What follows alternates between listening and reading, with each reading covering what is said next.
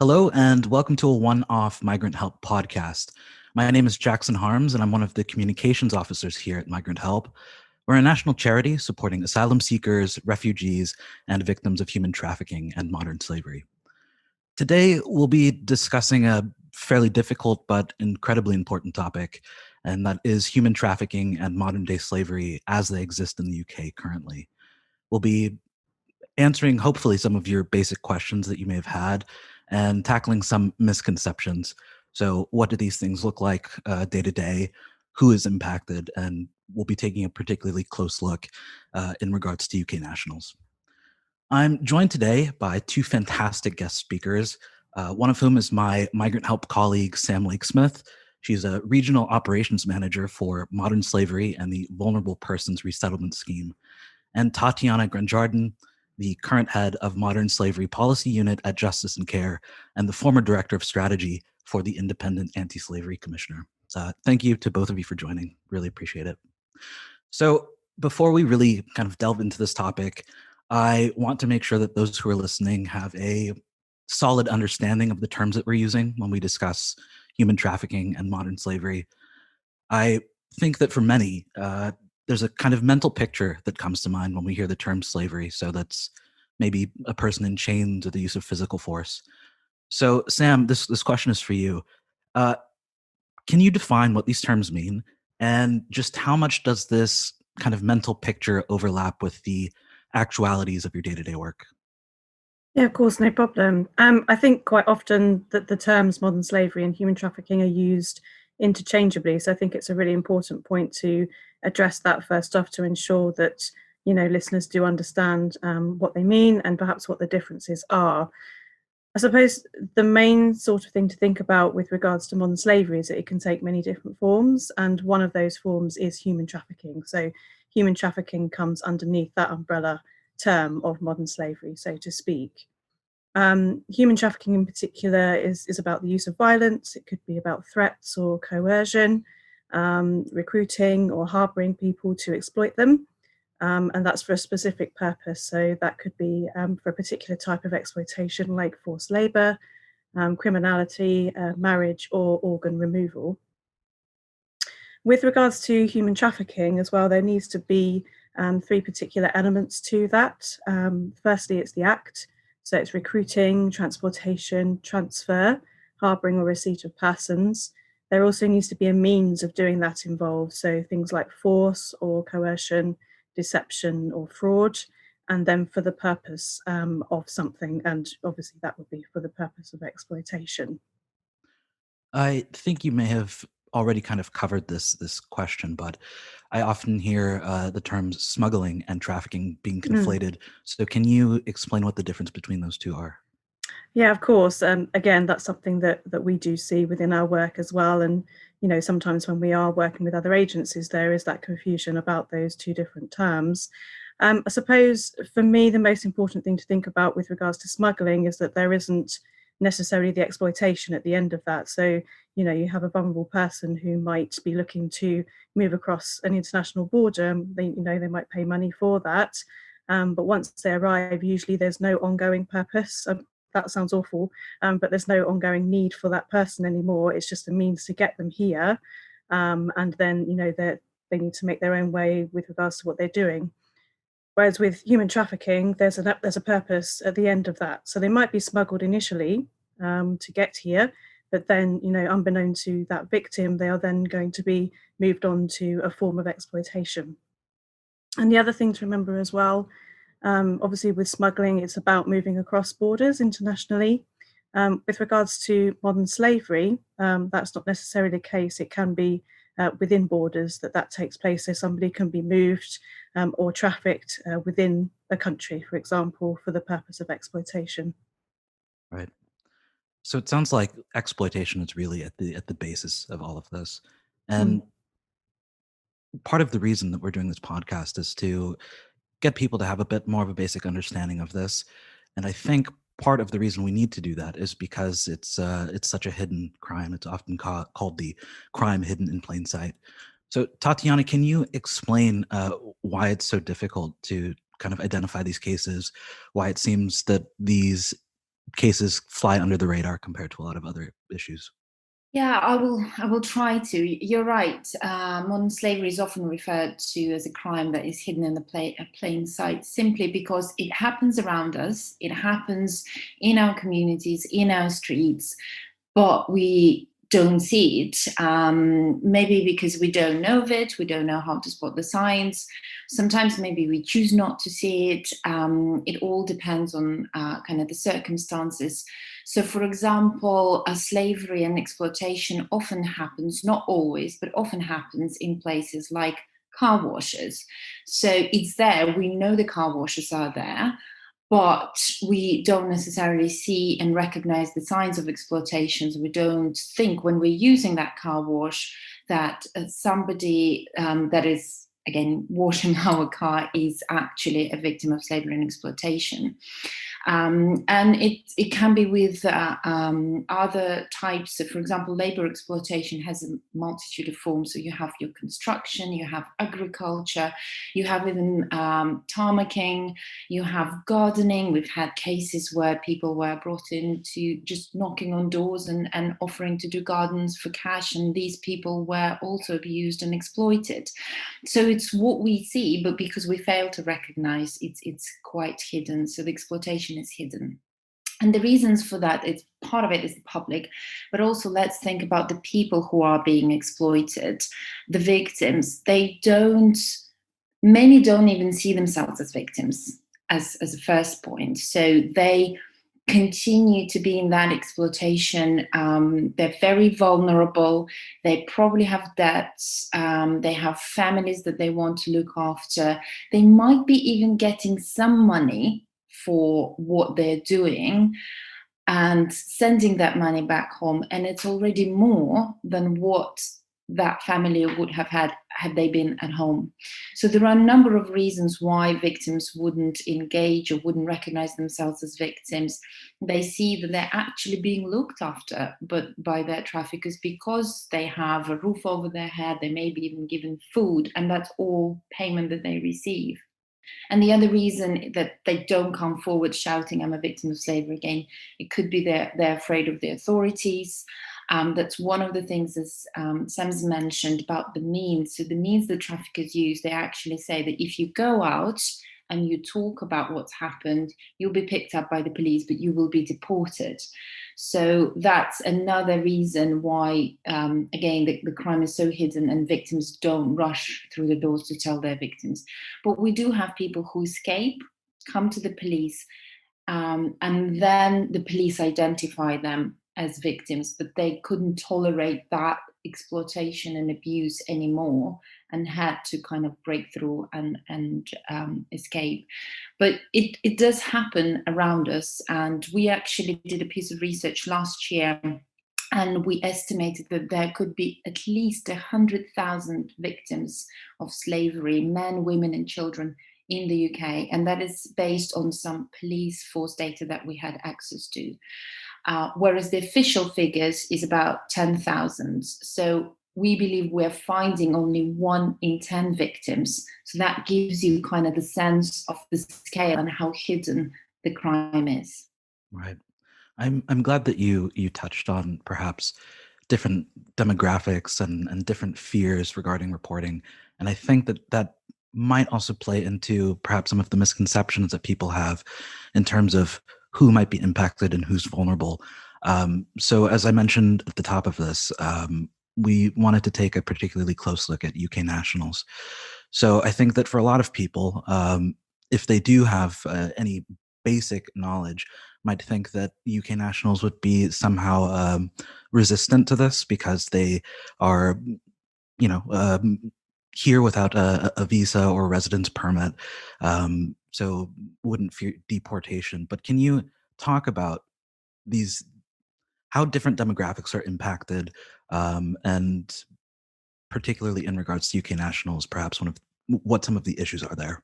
Yeah, I'm maybe happy to start with a kind of wider picture, and then maybe Sam could actually give some case studies and examples of the cases that she's been working with. So you're right, there are a lot of myths and misconceptions about slavery, and it all comes from kind of where it all came from 20 years ago, and we tend to view human trafficking as a phenomenon that mainly affects women and children, and women are targeted to be sexually exploited.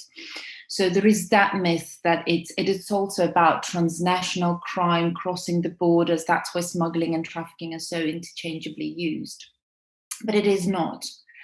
And especially slavery, it's a much wider phenomenon. So I don't know of any other crime that has, for example, in the UK, we've identified people from more than 100 countries across the world. We have, again, children, men, women from small age to, I know some cases, women and men in their 70s that were brought and exploited in the UK. You get various types, as we said: sexual exploitation, labor exploitation, criminal exploitation is very prevalent in the UK. Domestic servitude is very hidden. It's probably one of the most hidden types of exploitation in the UK. So it's a huge, again, as you say, demographics is huge. The top countries, what we've been seeing in the recent years is Albanian nationals, Vietnamese nationals being brought into the UK, Romanian, Polish, a lot. But again, the top country of origin for victims since 2017 has been UK nationals. They are leading. And that's what a lot of people are surprised by, because they think it's always an immigration crime. It's somebody brought into this country. But we're also talking a large cohort of people actually being British nationals, predominantly children, but there are a lot of adults, mainly criminally exploited. So that is transporting drugs from one part of the country to another part of the country, associated with the county lines gangs. But it's also a lot of labor and criminal exploitation. So we're seeing a mix of two. We also see cases of sexual exploitation of British women. And the interesting fact that I've learned when doing my research was that these adult women, they come with a baggage of child sexual exploitation and child sexual abuse. So it's a lifelong journey of abuse and exploitation. It's not just one-off, almost like a few months or a year. So they've got a lot of needs, and very complex needs, sometimes learning disabilities or mental health needs, addictions to drugs or alcohol. Some of that is used by the traffickers to control their victims, giving them those drugs and alcohol. So that, in a nutshell, what it looks like. But maybe Sam could shine a light with a few stories as well. Yeah, I think, a lot of what you've said I'll probably echo in terms of what we've been seeing in service migrant help. I mean, we've definitely seen a huge increase in the number of British nationals in the last probably couple of years, actually, coming into our support service compared with other nationalities that have already been mentioned. And I think one of the key points actually that Tatiana said is around what's happened to that person historically. And we do see that there, is a lot of childhood trauma already prior to them becoming involved in things like criminal exploitation and county lines. And that does include child sexual abuse as an example, and other forms of neglect. In terms of particular vulnerabilities that we see with the clients that come into support, it is things like drug and alcohol dependency, severe, very complex mental health issues, learning disabilities like autism. It could also be bipolar, personality disorders. And in terms of how they may have got into these situations, a lot of what we see is homelessness, actually. So what we find is that the traffickers will often, unfortunately, stop by homeless shelters, for example, and they will offer work of some sort, which may or may not be what they get involved in, and offer them free accommodation and things like this. And that's how they get hooked in. And obviously, in terms of social networks, they don't really have those. So there's nobody to tell where they're going or what they're doing. And in terms of being hidden, that's when that can also happen. A lot of clients as well, unfortunately, have previous criminal tendencies. So, that they have been involved in other criminal acts in the past. So in terms of sort of getting involved in county lines and criminal exploitation going forward, it's almost like a pathway into that, and the traffickers see that, unfortunately. The other thing that we do see with regards to criminal exploitation is called cuckooing. And we do see that a lot at the moment, where we have vulnerable clients whose houses are being taken over by traffickers to deal their drugs from, and then those clients, those victims are being sent out to also deal those drugs, sell them, and come back, and potentially being offered some of those drugs as a way of keeping them hooked in again. The result of that is usually debt bondage. So, the victim's told, well, you owe us thousands of pounds now, we've given you these drugs, even though they said that they were free at the beginning. And it's incredibly difficult for clients to get out of that situation. So, on top of that, one of the issues that we have when clients come into support is that often they've got they find it very difficult to manage their money. And in terms of budgeting around the normal day-to-day things like their bills and their food. So the work can be very, very challenging for advisors, and it usually involves a multi-agency approach with other professionals from drug dependency, mental health teams, systems advice in terms of budgeting. Lots of different people are usually involved in that care that we put into place. And just to add to that, in terms of one of our main concerns, obviously, at Migrant Help, is making sure that people don't get back into any form of exploitation. And I think with British nationals, that can be incredibly challenging. There's several reasons for that. It could be that they're still living in the place where they've been cocooned.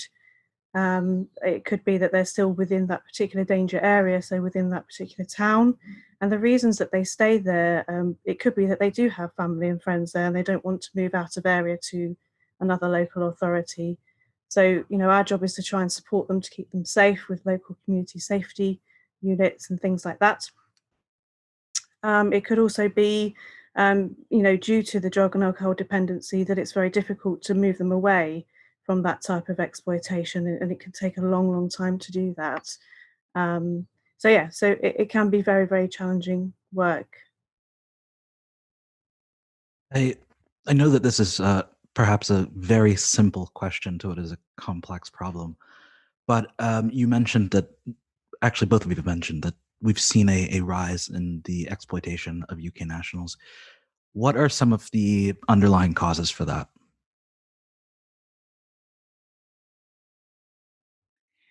I think it's a good question. I think generally when people ask, it's not just the British nationals. So let's go back to the wider picture that,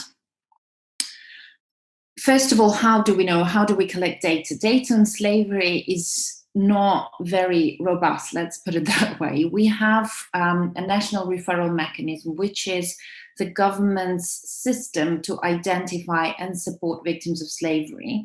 And we record that data, and that data is what we use to inform our knowledge. So first of all, it's always the tip of the iceberg. So it's only the cases that we find and see. With adults, it's also, they need to consent to get the support. So not all adults go there. There is quite a high proportion of people that choose not to engage with the support system. So we won't necessarily see them in their statistics. And to be honest with you, we believe that in terms of British nationals, there are many more that do not engage with the support system, and the numbers will be much, much higher than what we actually know. For various reasons, again, because they don't see themselves as victims of slavery, because the frontline professionals don't see them as victims of slavery, but sees them as, in some cases, as criminals running the lines themselves, or women in sex work doing that voluntarily rather than being exploited. So there are a number of things. So it's only a snapshot. So these numbers have always been increasing year on year, apart from the pandemic 2020, I think there is always a life before and after, and that's what's happened with COVID. So until 2019, the numbers have been growing on average 30%, but the last year it was a 50% growth between the 18 and 19. So that means that in general, we were receiving more victims of slavery into the system, including British nationals. So as a phenomenon, it's been growing. So when I'm asked, why is it growing? To be honest with you, it could be that there are more cases, but I also think that we've made a lot of progress in terms of awareness and understanding of the phenomenon, recognizing the signs, in particular, not just the public, but those statutory agencies that have a duty to identify victims and support them. So with the UK nationals, because we have a lot of children, that's your local authorities. So I think there are, and police officers as well. So the awareness is better. They now see the signs better. So they are able to connect the dots and refer people to that mechanism, which then informs our understanding. So I can't say that, for example, even the phenomenon of county lines is not new. There are changes in terms of how children are being targeted, how they're being used, and also adults, like Sam said, the homeless, people who are homeless and rough sleeping are being targeted now and approached for moving drugs or cuckooing. But I think that it's not just that the issue has become bigger, it's actually our understanding is better, we're seeing it better, and our figures are now telling us this different picture. It's not that we have more victims of slavery or not. Like there are some cases that go back to 2014, for example, and before that of British nationals. So it's been there, but we just were not as good at recognizing, and hopefully we will become even better in the years to come at recognizing these cases, but also supporting. The key thing is not just recognize, but also support the victims themselves. Speaking of awareness and referral, I realize both of you have referred to the NRM, the National Referral Mechanism, but I don't think we've actually explained exactly what that is. Sam, can you go through the basics of what the NRM is? Yeah, of course. So the NRM is the National Referral Mechanism, which was set up in the UK in order to identify and offer support to potential victims of trafficking. In terms of how a victim can enter into that, it has to be that a first responder organisation completes the NRM referral form with the victim. Obviously, with COVID, that's increasingly be done via telephone as opposed to the ideal situation of doing that face-to-face with a victim, but that's still been going ahead. Once that referral form has been completed by a designated first responder organisation, and for example, Migrant Help is a first responder organisation, it could be also other statutory bodies like the Home Office, Border Force, local authorities as some examples. That goes into the decision-making authority, which is called the Single Competent Authority, or the SCA. They then will make a decision within 5 working days whether or not that client is a potential victim of trafficking or not, and that's called a reasonable grounds decision at that point. It's usually at that point that if the client has opted to access support whilst under the NRM, the Salvation Army will then get involved. They will contact that victim. They'll complete an initial, very detailed assessment with them. And then depending on their needs, so whether or not they need access to safe house accommodation or perhaps just outreach support, they will then be offered that via the most appropriate subcontractor for the Salvation Army, and we are one of those. At that point, the client accesses what's called a reflection and recovery period, and that's a minimum of 45 days. And during that time, that's when the most intense work is done by the support providers like ourselves. So it's making sure they're in safe accommodation, accessing financial support, lots of advocacy work with other relevant organisations, liaising with the police if they, are happy for us to do that with them. And then they wait for their conclusive grounds decision, and that's either a positive or negative decision. If it's negative, then they will be moving out from the support service unless there's perhaps reason to have the decision reconsidered under a reconsideration request, or perhaps judicial review by the courts. If it's a positive decision, they're granted a further 45 days additional support. And it's during that time, we need to look at that client situation. Can we move them on by the end of that additional 45 days, or do we need an extended period of support time? And there's an assessment process for that. And once they, have got past that point, then they are exited from support. But under the contract now, there's also a post-NRM element, which is fantastic, called the reach-in service. So that means that if a client has exited, they can re-access support if they enter into a crisis situation and need some kind of intervention. So that's the NRM framework, including the support side of things as well. Good. So we've talked about the importance of awareness and support. One other thing I really wanted to touch on was the idea of prevention. So we've spoken about perhaps some of the vulnerabilities that might make someone susceptible to exploitation. Tatiana, maybe you've seen this in the literature or through your own research and work, but what are some of the suggestions for prevention? This is a very, very important, but also very challenging question. So we at Justice and Care, we have an international kind of systemic change unit and director that will actually be doing some work on trying to identify what prevention, what works in prevention. I think I've worked in my years in the sector on various programs. So prevention programs range from information campaigns, so literally informing people about the risks of usually migration. So imagine you're Romania or Albania or Nigeria or Vietnam. So usually the governments and the charities engage in a lot of campaigning and just telling people about the possible dangers. The problem with that, and I did a lot of those about 10 years ago, no, maybe even more than that. But the problem is that people are very thankful and say, thank you, now you've informed me, it's not going to happen to me. I'm still desperate, I'm still unemployed, I still have my family to feed, or my parents are ill, or my children need education. So the intention for them to look for a job abroad and migrate is still high. So that's what makes them vulnerable to the traffickers that come and say, well, look, I've got a job in the UK, come and work there, and we can basically you'll earn the money for your family.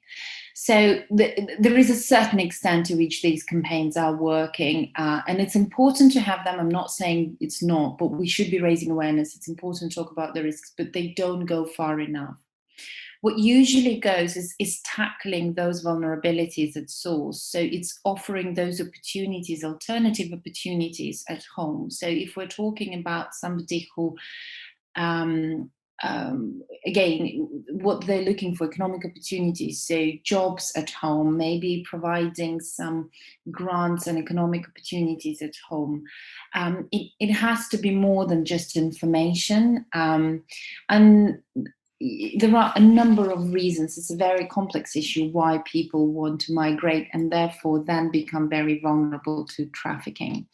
In terms of British nationals, I think that's another piece that we really need to look into, because as we said, for example, we know that many are homeless and rough sleeping, so we need to tackle that as part of prevention. We've mentioned that women in sexual exploitation come with a baggage of child sexual exploitation and child sexual abuse, so we need to start there. The family breakdown, early education, when children drop off from school, because that's when things go downhill. We need to be much better at preventing those human tragedies, not just slavery, because they end up either victims or criminals. But we need to focus quite early on. Again, how can we support families? Mental health issues, education, a huge focus on that. How can we prevent the dropout from schools? And all of those things will inevitably lead to fewer people that are vulnerable to the criminals that are just taking them as prey and commodity and using them to benefit and profit. So just to impart some practical information that listeners can take away from this, Sam, how can someone spot the signs that someone might be being exploited and they suspect that there's a case of modern slavery? So I think, like we've already covered, this really is a hidden crime in lots of different ways. And in terms of particular signs and indicators of modern slavery and human trafficking, it can vary with regards to what type of exploitation that victim is, currently being subjected to. However, we can have a think about some of the more general indicators. That could be with regards to their physical appearance. So it might be that there's signs of physical abuse. They might look malnourished, not have very nice clothing. With regards to their behaviour, they may appear anxious or agitated or perhaps withdrawn. They might also have some untreated injuries that you might be able to see on their bodies. A big part of modern slavery is the restriction of movement.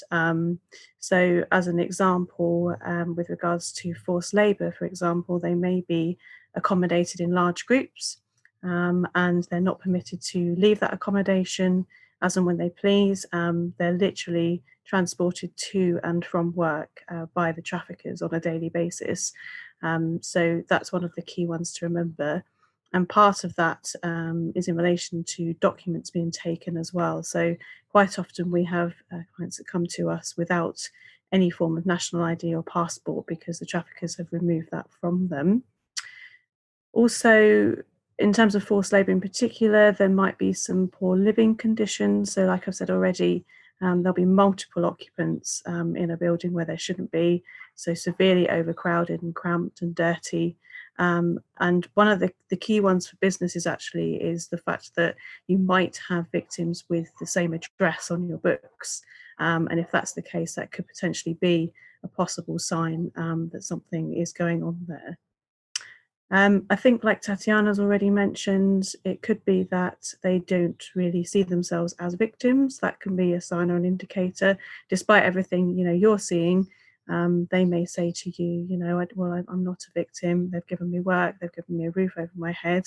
But at the same time, when they're with you, they might avoid eye contact. They might be appearing very frightened.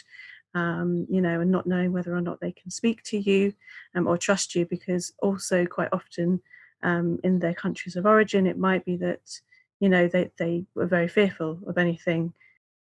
It could be things like that are the main signs and indicators that we would suggest that people look out for, but it can be very, very difficult. You might just kind of see one of those indicators and think, am I overreacting? But if you've got a group of them together, then it's highly likely that there's something that might need some more investigation. And Tatiana, just as a final comment, what are some of the other ways that we can support victims of modern slavery? Yeah, I think that to add to what Sam's mentioned, it's important that when people see those signs or have suspicions, that they either report to the police, which obviously is kind of your first part of call in terms of where you think that somebody's in real danger. We also have a modern slavery helpline that is available where people can call, and if they're in doubt, then the operators of the helpline, they're highly trained and they can help either investigate it forward or signpost it to police or other authorities. In our research that I mentioned that we published in July, the report called It Still Happens Here, we actually found that people are more aware, about 60% of people were more aware of slavery than they were 5 years ago. However, only 30% knew how to spot the signs. So it's important that we keep talking about the signs. And only 14% of people said they knew what to do with those signs. So it's another thing about educating our public to pick up the phone, call the police. This is a crime. This is a serious and organized crime against a vulnerable victim. Call the police or call the modern slavery helpline. Take that action. And another thing I would want to say to kind of our general public today is that first and foremost, we are the consumers of the services and the goods made by the people and the labor that is being exploited. So we are driving that demand. So we need to be much more responsible consumers, much more informed consumers. If that car wash is costing you just £5, maybe this is too good to be true. If this dress that you are buying online is costing you £5, what is the true cost of that good? It could be a lot in last year. There was a lot in the news about Leicester and garment industry and unfair conditions, exploitation, and slavery. Like, there could be people enslaved to do that dress for you for just £5. So I think we have to be much more inquisitive, responsible, and really, I know hard times. We all want cheaper goods and services and stuff, but we need to be questioning: is it too good if somebody comes and paints your flat or your house outside for, I don't know, £30? Always question that, because the true cost of these services is usually a human life that is behind that. So that would be kind of my last appeal to the public. It's an important piece of information. And I do hope that to those who have been listening, not only do they have a bit better understanding of what modern slavery is, but are a bit more cognizant of how they might be able to support or prevent these things from happening. So both of you, thank you so much for joining us. I think that was a really informative discussion, and I hope that everybody else found it to be the same. Just as a parting note, if you believe you or someone you know may be a victim of trafficking or modern slavery, you can contact Migrant Help. Our phone numbers for England, Scotland, and Northern Ireland can be found on our website at migranthelpuk.org/spotthesigns. You can also contact the Modern Slavery Helpline at 0800 808 3733. We hope you enjoyed this podcast that was created in partnership with Charitable PR.